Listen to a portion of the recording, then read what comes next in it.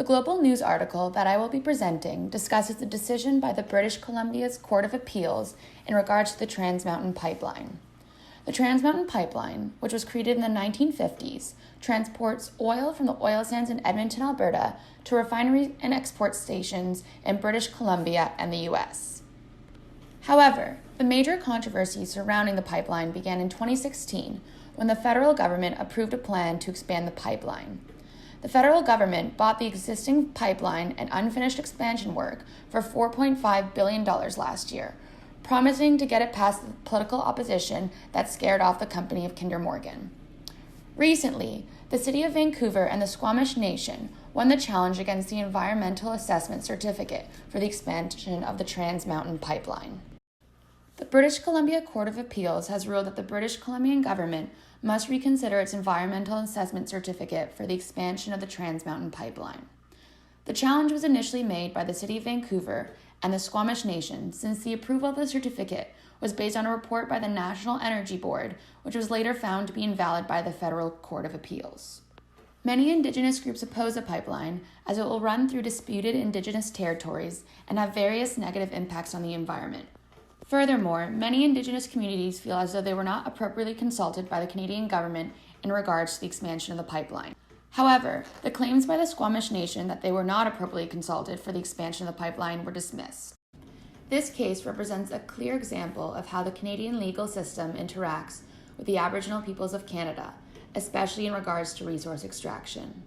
While the Squamish Nation may have won their appeal to reconsider the Environmental Assessment Certificate of the Trans Mountain Pipeline, their argument regarding not being adequately consulted was rejected. This case demonstrates the ambiguities regarding the consultation process of Aboriginal communities in the context of resource extraction. In this presentation, I will outline the history, relevant cases, acts, and treaties that will provide a legal context for the case of the Trans Mountain Pipeline. Disputes over the use of Indigenous lands are not unique to the case of the Trans Mountain Pipeline. Indigenous people have been fighting for the rights to disputed lands since the Royal Proclamation of 1763 and the arrival of colonial powers. Colonial powers have used terms such as terra nullius and the Declaration of Discovery to nullify Indigenous claims and rights to land. The Royal Proclamation of 1763, which is pictured on the slide, is a document that sets out the guidelines for European settlement of Aboriginal territories in what is now North America. The 1763 Royal Proclamation explicitly states that Aboriginal title has existed and will continue to exist, and that all land will be considered Aboriginal land until ceded by treaty. Many Indigenous and legal scholars recognize that the Royal Proclamation is important in recognizing the existence of Aboriginal rights and title, including the right to self-determination.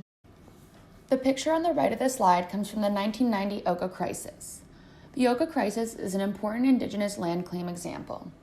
The crisis was a 78-day standoff between Mohawk protesters, the police, the army, and the government.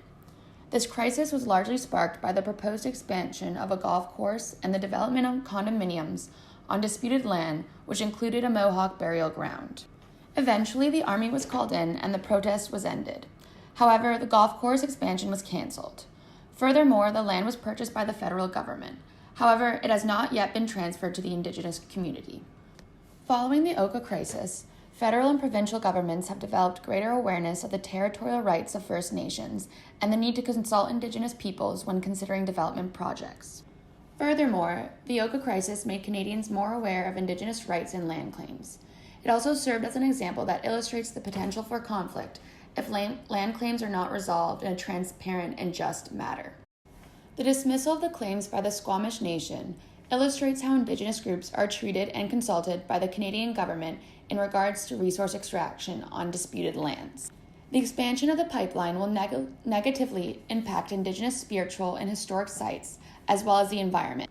The pipeline will also negatively impact important species to Indigenous groups, such as the southern resident orcas and other various species of fish. The expansion would result in 7 times the increase in oil tanker traffic from the Westridge terminal, from 60 oil tankers to more than 400 per year. Furthermore, a separate analysis done by the Raincoast Conservation Foundation found that the increase in tanker traffic gives the local southern resident killer whale population only a 50% chance of survival. In addition, according to a report commissioned by the City of Vancouver, the downstream emissions from the Trans Mountain Project will exceed 71 million tons of carbon dioxide equivalents per year, which is more than the entire output of greenhouse gases each year in British Columbia. There are a couple of important cases that are relevant to the case of the Trans Mountain Pipeline.